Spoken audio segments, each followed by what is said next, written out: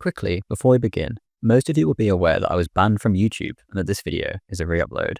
I just wanted to say thank you very much for watching and that the journey shall now continue on Rumble. Now more than ever, I should be much more reliant on your kind donations and subscriptions so that I can keep making these videos. So, if you enjoy this video, or if you've learned from my videos in the past and had ever considered donating or subscribing, then please do check the link in the description and sign up if you just want to support me or join our private Discord and Telegram. Thank you. Leon de Grelle is one of the most controversial figures of the Second World War, mostly because he never backed down and always spoke proudly of his actions after the war, rather than claiming he was manipulated by Hitler or some sort of other excuse that many used to justify why they did what they did. Most probably felt the same as de Grelle inside, but they didn't escape. He did. He was free to speak openly. He escaped to Franco's Spain and lived out the rest of his life there, dying at the old age of 87. A video going over de Grelle's life would be a mountain in itself, as it's so undercovered by historians. De Grelle, however, gives us a full account of his legion's actions on the Eastern Front. For those unaware, Leon de Grelle was a Belgian journalist, politician, then soldier. He formed the Walloon Legion, and it was to become the textbook example of how an SS unit should be run, and de Grelle viewed as a model volunteer. At one point, Hitler told de Grelle that if he had a son, he wished he was like him. He was the most decorated volunteer there was, and about as well decorated as a soldier could be in general. Obviously, Germany lost the war, but the fate of the volunteer divisions was always up in the air. How would they be treated? Not well, was the answer. Many were executed after the war, many more thrown into jail cells to rot. The only option when the collapse at the end of the war came was to escape. This is de Grelle's insane escape story. Before we begin, I'd like to give a huge thanks to my patrons. Lobster to You, Darway Lololol, Sigmar, Emperor Titus, Luke David Murphy, and Chechen Natsok for making these videos possible. With their support, I will soon be able to make these videos full time and be able to make them both better quality and more of them. Every donation helps, even the $2 tier. So if you enjoy these videos and have a few dollars lying around spare, please consider donating. You have no idea how much it helps. Also, my Telegram, which is pretty busy now, is down below. Thank you. The end of March 1945 saw the final collapse of the Western Front. The Rhineland had been overrun, and the Rhine River crossed by Patton and Montgomery. The defence of the West had been half-hearted for a while now regardless. The fear lay in the East. The Allies were seen as an annoyance, involving themselves while the Germans and their allies were trying to fight the main enemy, the Soviet Union. De Grelle made sure his men were posted there too, like the majority of the troops fighting. His Walloon boys had signed up to go on crusade against communism, not to fight the British or the Americans. In The Eastern Front, written by de Grelle himself, which I'll quote from a lot here, he describes the state of the Western Front. Between the Americans and Berlin, everything was totally deserted. The front had vanished. Nothing came out to meet the Yankees any longer. The highways were empty. De Grelle and his men were at Stettin, where General Steiner was making fanciful plans for a counterattack. To observers, the war was clearly over, but that did not stop the Germans fighting. Conquering the Baltic coast had been a bloodbath for the Soviets. De Grelle had been promised the command of a new army corps comprising the French Charlemagne Division, his Walloons, and the Flanders Divisions. He found this fanciful. In his words, I remained skeptical. I like to stick to realities. With my survivors from Pomerania, my cannoneers without cannons, and my engineers without pontoons, I still had barely enough men to reform a serious infantry regiment. The Germans had sent him some reinforcements, Walloons who had been working in German factories. De Grelle refused to accept them. No matter how desperate they were for men, he would stick to his principles. This was a legion of volunteers. He would never wish for anyone to be forced into this hell if they didn't share his worldview. While some German generals had illusions that the Anglo-Americans would make war on the Soviets when they reached the Oder, and even thought the progress of the Allies in the West too slow, de Grelle knew the reality. He trembled to think of the fate of his 1,000 or so survivors in his division. A single Soviet thrust could encircle and destroy them. He was right to fear what was to come. Through the Red Cross, the Allies had promised that foreign volunteers would be treated like any normal soldiers. At first, the news reassured his men. At the end of the war, though, his heroes of the Russian front, men who had gone on crusade against communism, much like Churchill himself had pushed for decades, were, in de Grelle's words, delivered up to the terrible Belgian political police, held up to public scorn, thrown into dungeons or into concentration camps like common criminals. Hundreds were condemned to death, and several thousand to dozens of years in prison by makeshift tribunals whose imbecility and blatant prejudice amounted to madness. De Grelle headed to Berlin in April. There, some of his men, despite the madness, were still publishing their daily French-language newspaper, L'Avenir. He found a wreck of a city. Bombs had fallen everywhere, and the defences were a shambles, but yet there was no looting, and most of society continued with incredible stoicism. The old men of the Volkssturm and the boys of the Hitler Youth awaited the enemy with incredible calm. De Grelle compared them to the Great Teutonic Knights. The north remained relatively quiet as each side waited across from each other on the Oder River, until finally, on the 20th, Hitler's birthday, the Soviets launched a full assault and crossed the river en masse. In reality, the artillery had 1, maybe 2 shells a day to spare on the Axis side. The Soviets, an unlimited supply, with thousands of guns pounding every inch of ground. The result was predictable. The Walloons fulfilled their oath to the end and rushed to defend the riverbank. They fought till the end, but they were torn to pieces. There simply was not enough of them. The Latvians tried to reinforce them, but were harried by Soviet air power the entire way, and they themselves were hardly in a state to fight anymore. The manpower to hold the front was near non-existent. De Grelle describes the horrifying scene at length. We weren't going to disobey after 4 years of obedience. Our companies charged once again, and were horribly decimated each time. Captain Tyson, the unforgettable Tyson of the Cherkasy Kessel, one of the most outstanding specialists in hand-to-hand combat, was hit by 3 bullets. He succumbed atop a pile of Soviet corpses. Lieutenant Regibo, already wounded 7 times on the Eastern Front, was wounded numerous times by exploding shells, his whole body streamed with blood. Lieutenant Albert Verputten, a dynamic young writer full of humour, was stopped cold in mid-leap. His forehead was wounded, but he didn't realise the rest. He wanted to sponge it off. "I don't have an arm anymore," he screamed, horrified. Then he collapsed. Regardless, they held on unshakably to their assigned positions until the 25th, when the orders came to abandon their positions and retreat to the new defensive line. Both wings had been pushed through by masses of Soviet tanks anyway, and the position was pointless. They ended up at Prenzlau to the west of Stettin, north of Berlin. They didn't remain there long. The Soviets pushed around them, and orders couldn't get through. They had to withdraw, and so they did, to the north. Columns of refugees clung to them as they withdrew. They had no choice but to accept them, even though they had little or nothing to offer them. Hundreds of thousands were fleeing the waves of Soviet rape and murder in the east.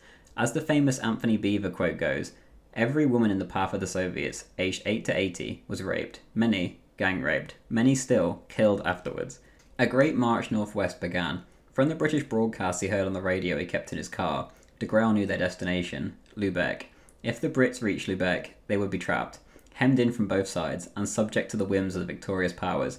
This was never an option. They set off for Lubeck. De Grelle arranged for thousands of foreign worker cards to be delivered to him. He distributed them to his men. If needs be, they could get into civilian clothes and blend in with the fleeing masses of actual foreign workers on the trek west to escape the Soviets. Over 3,000 of his men would be saved in this manner by seeking refuge in Belgium or Germany with friends. They avoided the horrors of the internment camps. Back to the situation at hand though, there was only one option. The writing was on the wall, if it wasn't before.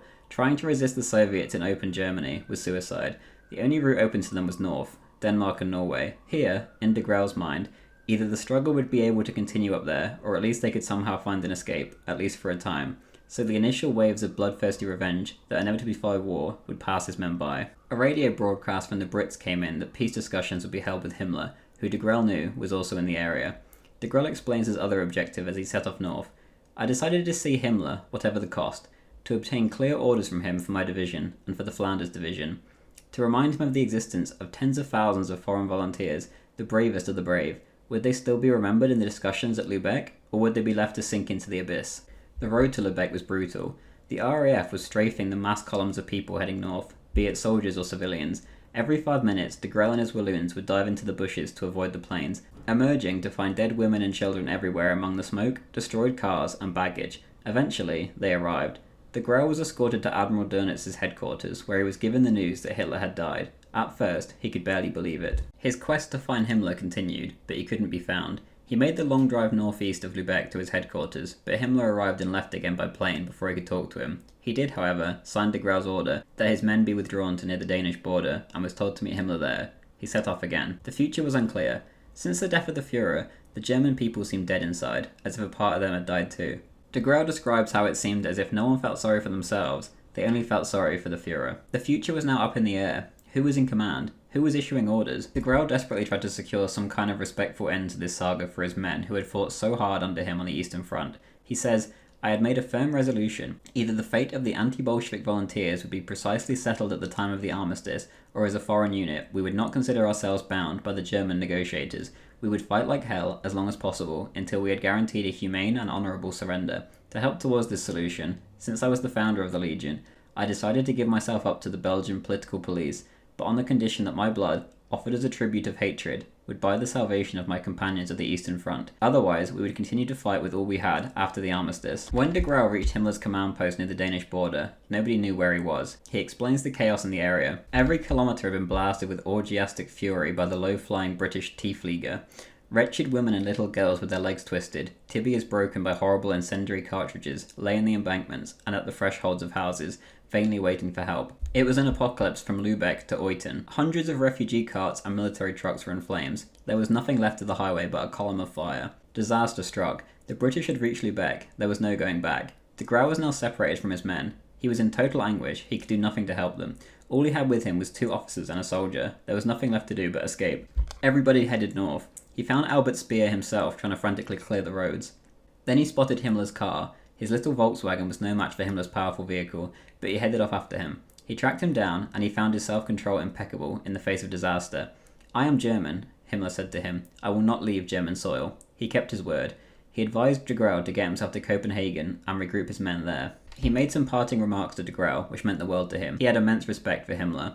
He said, "You have been among the faithful, you and your Walloons. You were the last to stay by our side through the fighting and the misfortune. One day, Germany will remember." Then he said ominously, "De Grauw, you will be needed one day. Everything will change quickly. Gain yourself 6 months. You must live." Who knows what Himmler had in mind, or what he thought would turn the tide of the war, whilst everything was so utterly lost. Regardless, he would soon be dead in British captivity in a shack. Some say he took cyanide, others believe he was murdered. The official report looks sketchy either way. De Grauw continued north. After bumping into Himmler's entourage one more time on the roads, he would never see him again. After getting through Kiel, which was under heavy bombardment, he made it to the Danish border. The border was choked with soldiers and Swedish Red Cross trucks, carrying political refugees from German concentration camps. German troops were forbidden to cross into Denmark, but eventually, permission was secured. De Grauw headed onwards towards Copenhagen. Crowds greeted to cheer the prisoners brought home by the Swedish Red Cross, and men showed their fists at De Grauw. The situation was turning hostile, and anyone associated with the Reich lived in fear of reprisals, but ultimately he made it to Copenhagen, where he was met with the greatest news he could possibly have hoped for. A group of Walloon soldiers had made it to Copenhagen already by sea. They met each other with great shouts of joy. The plan was to head to Norway, either to escape or to get to the last bastion against communism. 300,000 German soldiers were massed up there, well armed and well supplied. The Walloons' transfer was set for the next day. Things were so much different here than in Germany. It was a carnival day. Jugglers were in the streets. The town square was full. People were happy. Just across the Baltic Sea, thousands of women and children were being shredded to pieces by RAF incendiary bullets, or raped and murdered by the Soviet horde. But here, life was tranquil. After months of privation and barely any food, that evening, de Grauw and his men dined on pastries, butter, cream, eggs, and bacon. It seemed a ridiculous comparison to what they had just come from. Suddenly, the mood soured. The capitulation of Denmark was announced. The mousetrap had shut. It was the evening of May 4th. Many of de Grauw's men became jumpy. Some panicked and rushed off to the German staff office for answers. They were struck down by the mobs in the streets and killed. De Grauw was in a state of siege. Partisans with machine guns were everywhere. He and his men were split up in different parts of town by now, and it was just him and another. Suddenly, a blue limo pulled up with Danish plates to the front door. The driver told them to put on civilian clothes and get in. They weren't allowed to bring any weapons. They were to respect the word of the Reich. The German troops in Denmark had capitulated. He would have to hope that they could get out and the mob wouldn't get them. They had no way of defending themselves now. It was a gamble, but his only option. Their destination was the harbour. A few German ships still occupied it. It would be their only safe haven.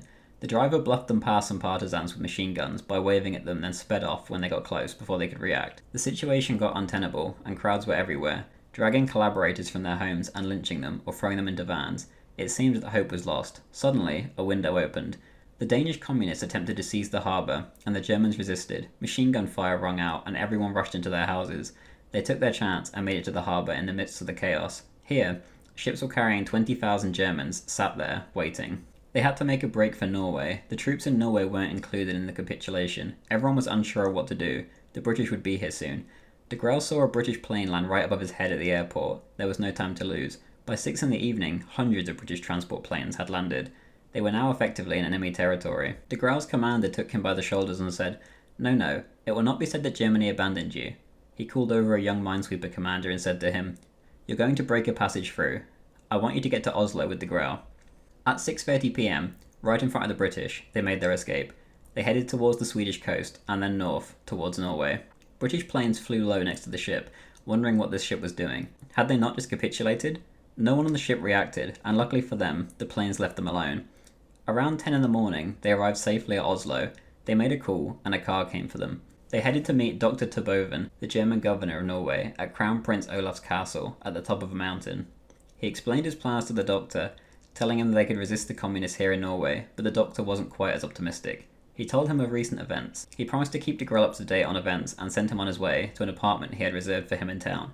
De Grauw could no longer see how he was supposed to escape. He was then invited to meet the Prime Minister, Quisling.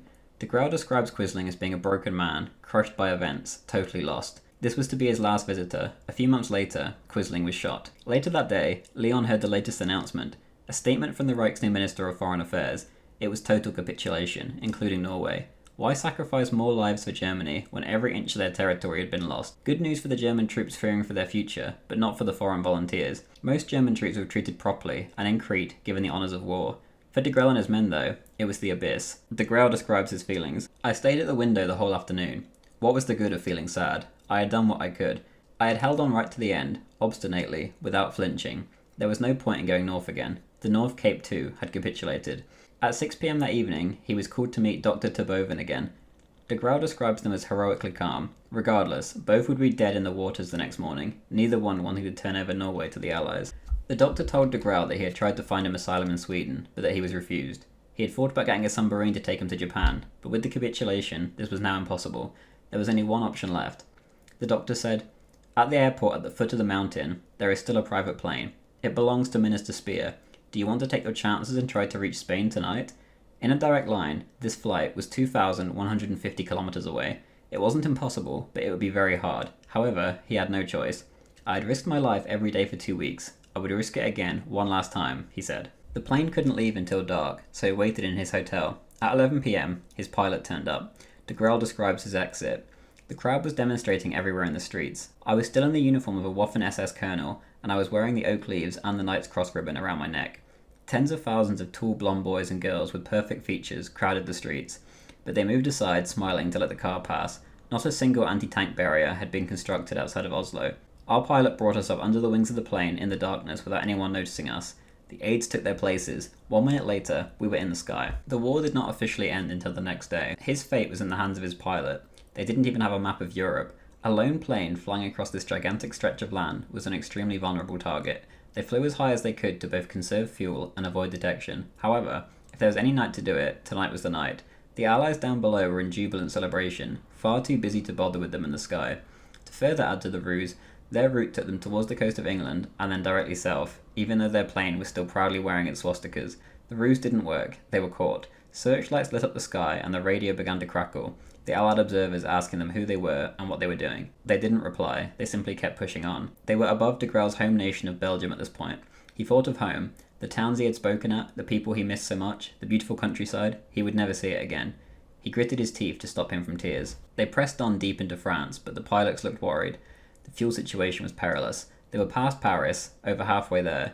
The situation became terrible. The pilots' faces looked drawn and terrified. They were by the sea by this point. The pilot brought them life jackets. The engine kept misfiring, the fuel gauge was showing empty, and they were running on their last few drops. The Spanish border and the Pyrenees Mountains were in the distance. It was a coin flip if they would make it or not. They were almost there, but they had nothing left in the tank. It was up to fate. The pilot tilted the plane left to right, again and again, to make sure that the last drops would flow into the motors. The plane was coming down though. They were near water level.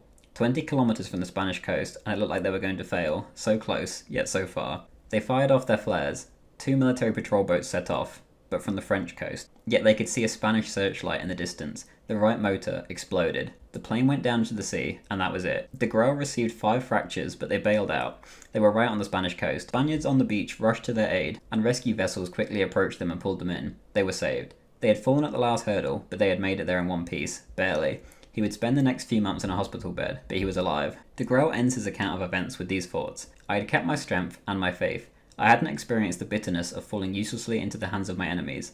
I remained a witness to my soldiers' deeds.